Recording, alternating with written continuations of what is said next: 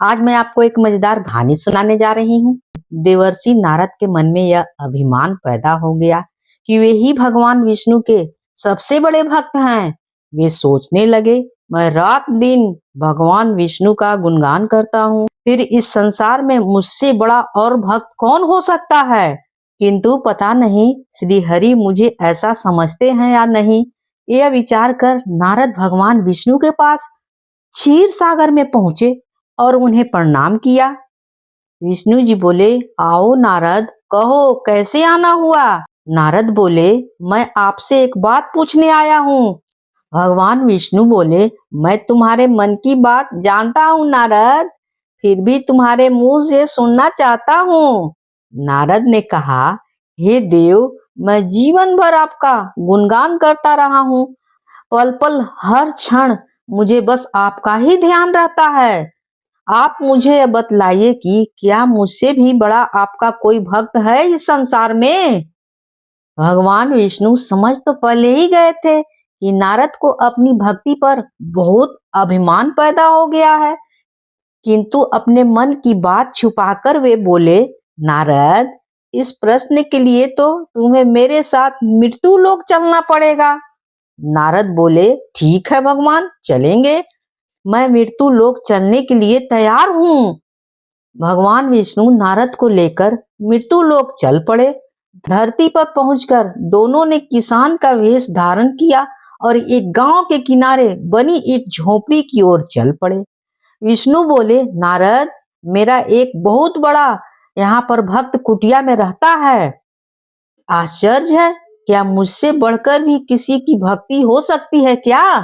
नारद के मुख से निकला, क्या वह भी मेरी तरह आपका ध्यान लगाए रहता है क्या। आओ स्वयं ही जान लोगे, विष्णु ने कहा और उस कुटिया की ओर चले गए। किसान उस समय कुटिया के बाहर अपनी गाय को बांध रहा था। उसके मुंह से हरी हरी गोविंद का स्वर निकले जा रहा था। किसान भेषधारी विष्णु के उसके निकट जाकर नारायण नारायण कहा तो किसान ने विनती स्वर में पूछा, आप कहाँ से आए हैं। भद्र, मेरे लिए कोई सेवा हो तो निसंकोच बताइए। किसान भेषधारी विष्णु ने कहा, हम नगर जा रहे हैं पर अंधेरा घिरने लगा है।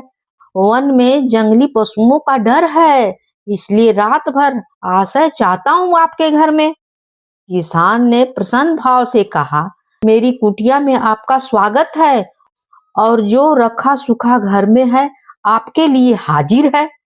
भगवान ने मुझे आप लोगों की सेवा करने का अवसर दिया है, बड़ी कृपा हुई उनकी।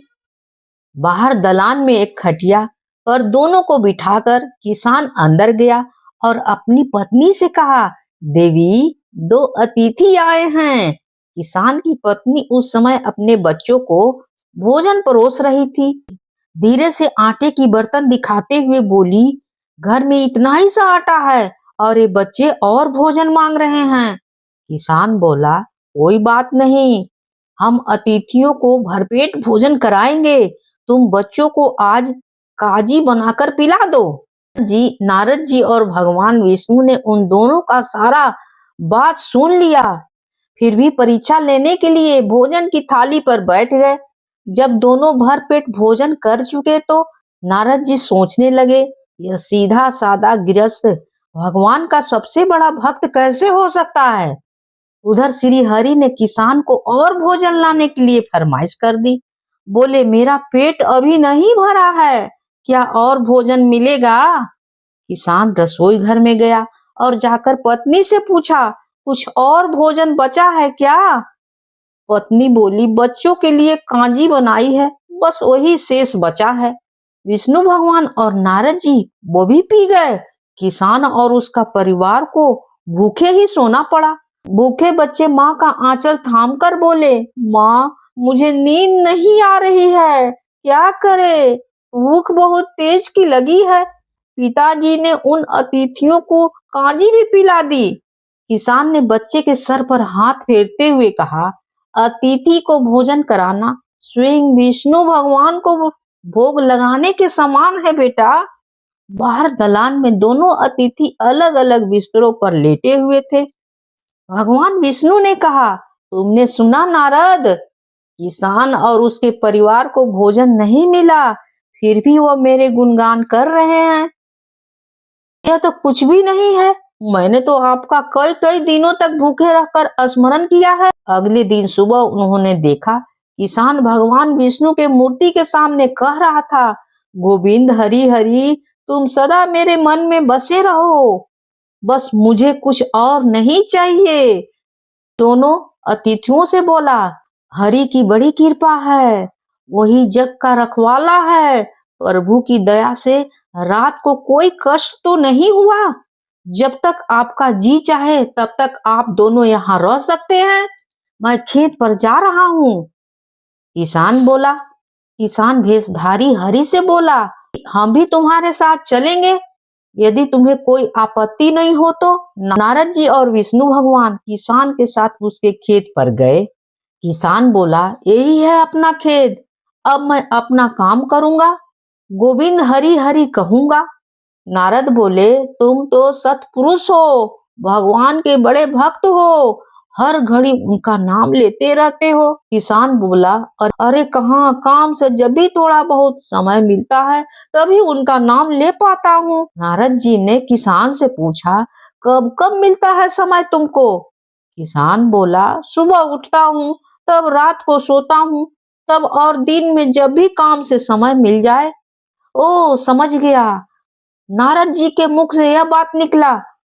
दोनों जब किसान से विदा होकर चल पड़े तो नारद ने व्यंग स्वर में कहा, आपने सुना भगवान, वह सुबह शाम तो 2 ही बार आपका स्मरण करता है, जबकि मैं हर समय ध्यान करता हूँ, फिर भी आप उसे महान भक्त बताते हैं।